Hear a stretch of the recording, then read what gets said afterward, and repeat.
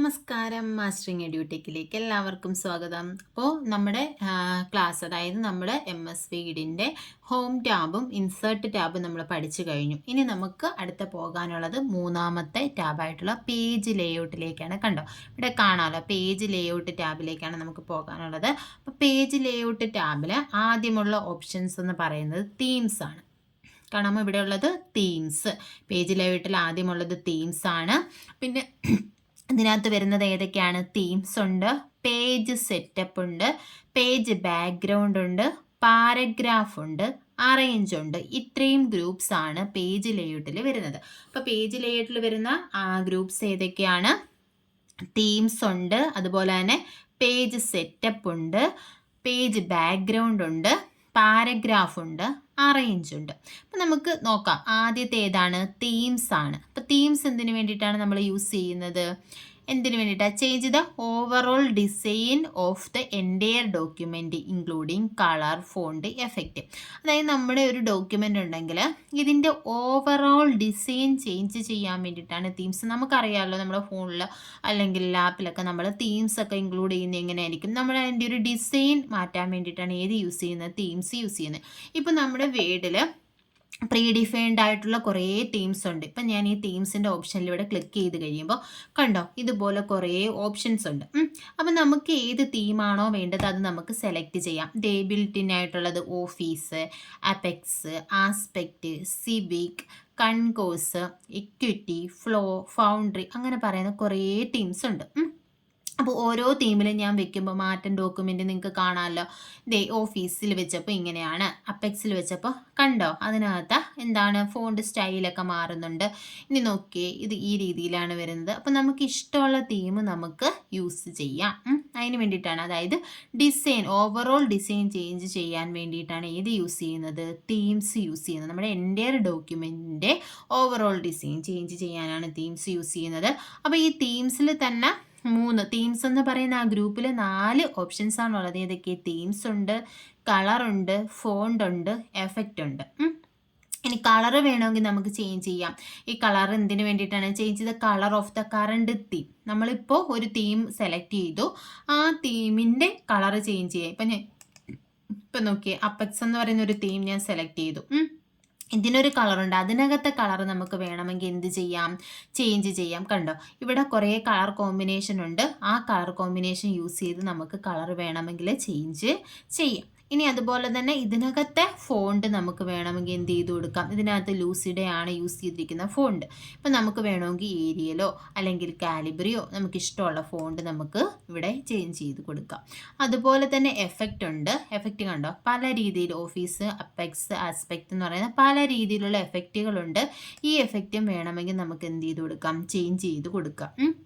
അപ്പോൾ overall design change ചെയ്യാനാണ് themes use ചെയ്യുന്നത്. തീംസിൽ തന്നെ 4 ഓപ്ഷൻസ് ആണ് ഉള്ളത്.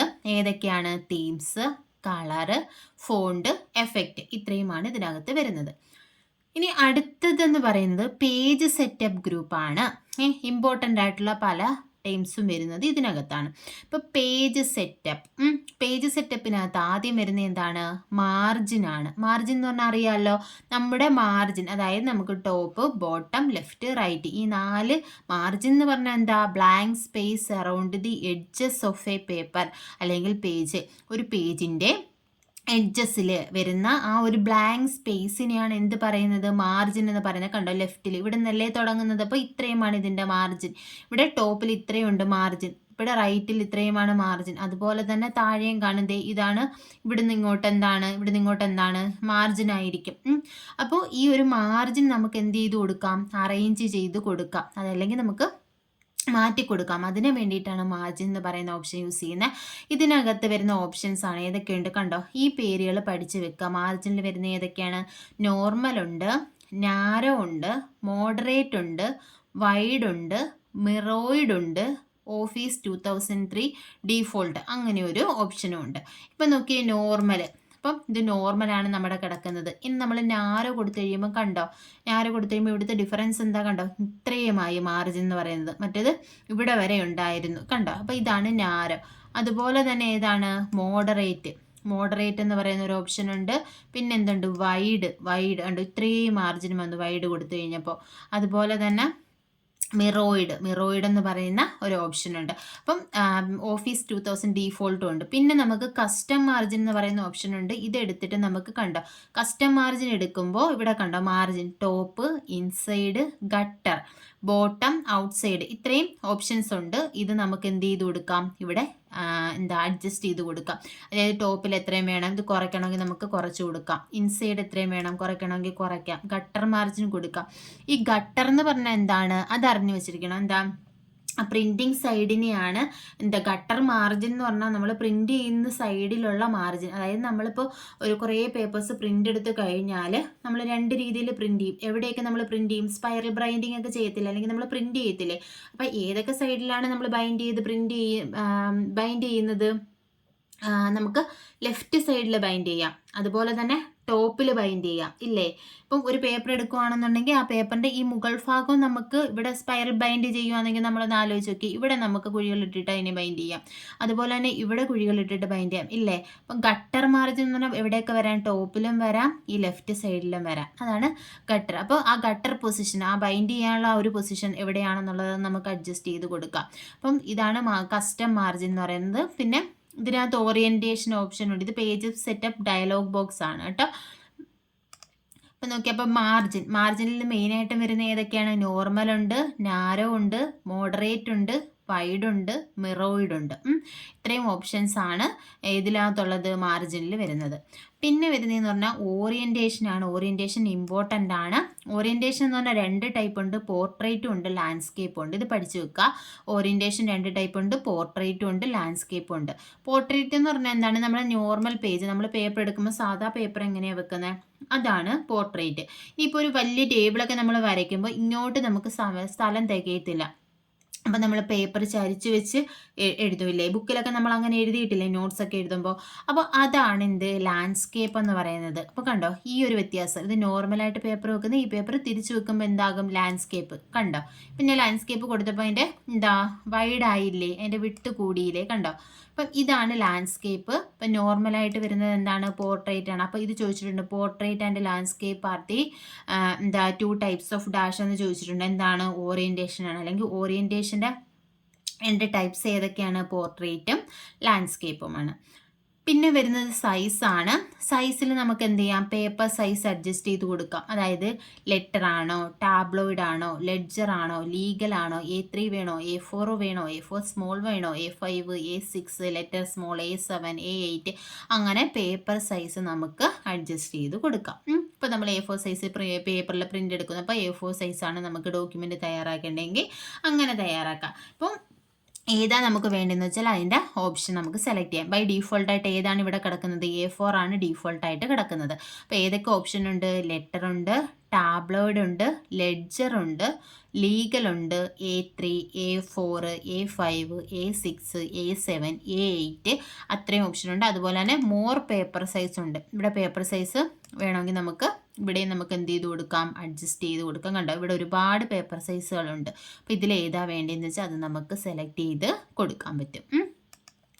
അപ്പോൾ ഇതാണ് സൈസ്. അപ്പം പേജ് സെറ്റപ്പിൽ നമ്മൾ ഏതൊക്കെ പറഞ്ഞു, മാർജിൻ പറഞ്ഞു, ഓറിയന്റേഷൻ പറഞ്ഞു, സൈസ്.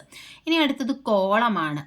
കോളം എന്ന് പറഞ്ഞാൽ ഇപ്പോൾ ന്യൂസ് പേപ്പറിലൊക്കെ നമ്മളൊരു ന്യൂസ് കാണുന്നു. അതെങ്ങനെയാണ് ന്യൂസ് വായിക്കുന്നത്, എങ്ങനെയാണ് നമ്മൾ അതിൽ ന്യൂസ് എഴുതിയേക്കുന്നത്, എന്തോ ഒരു ന്യൂസ് ആയിരിക്കും, ഒരു പാരഗ്രാഫ് ആയിരിക്കും. പക്ഷേ അതെങ്ങനെയാണ്, ഇവിടെ ഇത് ഇത്രയുള്ളൊരു പാരഗ്രാഫ് ആണെന്നുണ്ടെങ്കിൽ ഈ ഒരു കോളം, ഇവിടെ ഒരു കോളം, ഇവിടെ ഒരു കോളം, അങ്ങനെ ആയിരിക്കത്തില്ല കാണുന്നത്. നമ്മൾ ഈ ഒരു കോളം ഇവിടെ വായിച്ച് തീരുമ്പം അടുത്ത എന്ത് ഇവിടെ നിന്നായിരിക്കും തുടങ്ങുന്നത്. അത് ഇവിടെ വായിച്ച് ഇവിടെ തീരുമ്പോഴത്തേക്കും അടുത്തത് ഇവിടെ ആയിരിക്കും തുടങ്ങുന്നത്. അത് തീരുമ്പോൾ അടുത്തത് ഇവിടെ ആയിരിക്കും തുടങ്ങുന്നത് ഇല്ലേ. അപ്പം അതേപോലെ കോളമായിട്ട് നമുക്ക് ഡോക്യുമെൻറ്റിനെ തയ്യാറാക്കാം. അതിനാണ് ഈ കോളം ഓപ്ഷൻ കൊടുത്തിരിക്കുന്നത്. ഇപ്പോൾ കണ്ടോ 1 കോളം.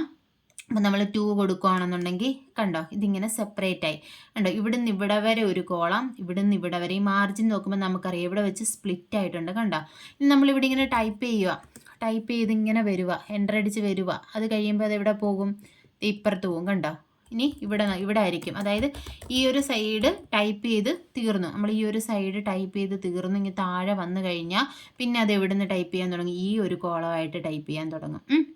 ഇതാണ് 2 കോളം. പിന്നെയുണ്ട് ഓപ്ഷൻസ് ഏതെയാ, 3 കോളം. ഇതിനെ 3 ആയിട്ട് നമുക്ക് ഡിവൈഡ് ചെയ്യാൻ. കണ്ടോ ഇവിടെ, ഇവിടെ, പിന്നെ ഇവിടെ. അതായത് ഈ ഒരു സൈഡ് ഇങ്ങനെ ടൈപ്പ് ചെയ്ത് തീർന്നു കഴിഞ്ഞാൽ പിന്നെ ഇവിടെ വരും, ഈ മൂന്നാമത്തെ കോളത്തിലേക്ക് പോകും. അപ്പോൾ ഇങ്ങനെ കോളമായിട്ട് നമുക്ക് എന്ത് ചെയ്യാം, ടൈപ്പ് ചെയ്യാം. പിന്നെ ലെഫ്റ്റ് ഉണ്ട്. ലെഫ്റ്റ് എന്ന് പറയുമ്പോഴത്തേക്കും ലെഫ്റ്റ് കൊടുത്തു കഴിഞ്ഞാൽ ലെഫ്റ്റ് സൈഡിൽ ഒരു ചെറിയ കോളവും റൈറ്റ് സൈഡിൽ വലിയ കോളവും വരും. റൈറ്റ് കൊടുത്തു കഴിഞ്ഞാൽ എന്താ റൈറ്റ് സൈഡിൽ ചെറിയ കോളം, റൈറ്റ് അല്ലേ നമ്മൾ കൊടുത്തേക്കുന്നത്, റൈറ്റ് സൈഡിൽ ചെറിയ കോളം, ലെഫ്റ്റ് സൈഡിൽ വലിയ കോളം. ലെഫ്റ്റ് നേരെ തിരിച്ചാണ്, ലെഫ്റ്റ് സൈഡിൽ ചെറിയ കോളവും റൈറ്റ് സൈഡിൽ വലിയ കോളവും. അപ്പോൾ ഇങ്ങനെ കോളമായിട്ട് തിരിക്കണമെങ്കിൽ ഇപ്പം നമുക്ക് 1 കോളം ഇട്ട്, ഞാൻ ഇപ്പോൾ 1 കോളമാണ് ഇട്ടേക്കുന്നത്. ഇപ്പോൾ നമ്മൾ നോർമലായിട്ട് 1 കോളം യൂസ് ചെയ്യുന്നത്. പിന്നെ ന്യൂസ് പേപ്പർ റൈറ്റിങ്സിലൊക്കെ നമുക്ക് എന്ത് ചെയ്യാൻ പറ്റും, ഓരോ പാരഗ്രാഫിനെയും സ്പ്ലിറ്റ് ചെയ്ത് ഓരോ കോളം, എത്ര കോളം വേണോ അത്രയും കോളമായിട്ടൊക്കെ നമുക്ക് കൊടുക്കാൻ പറ്റും. പിന്നുള്ള ഓപ്ഷൻ ഏതാണ്, ബ്രേക്ക് ആണ്. എന്താ, ഇവിടെ നമുക്ക് ബ്രേക്ക് കൊടുക്കാം. നമ്മൾ പേജ് ബ്രേക്ക് നേരത്തെ പഠിച്ചിട്ടുണ്ടായിരുന്നു. എവിടെയാ, ഹോം ടാബിലോ ഇൻസേർട്ട് ടാബിലോ എവിടെയാ പേജ് ബ്രേക്ക് പഠിച്ചത്?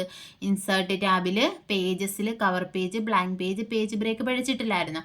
അതുപോലെ നമുക്ക് എന്ത് ചെയ്യാം, ബ്രേക്ക് ചെയ്യാം. ഇത് ഇപ്പോൾ ഒരു പാരഗ്രാഫിനോ കോളത്തിനോ എവിടെ വേണമെങ്കിൽ നമുക്ക് ബ്രേക്ക് ചെയ്യാം.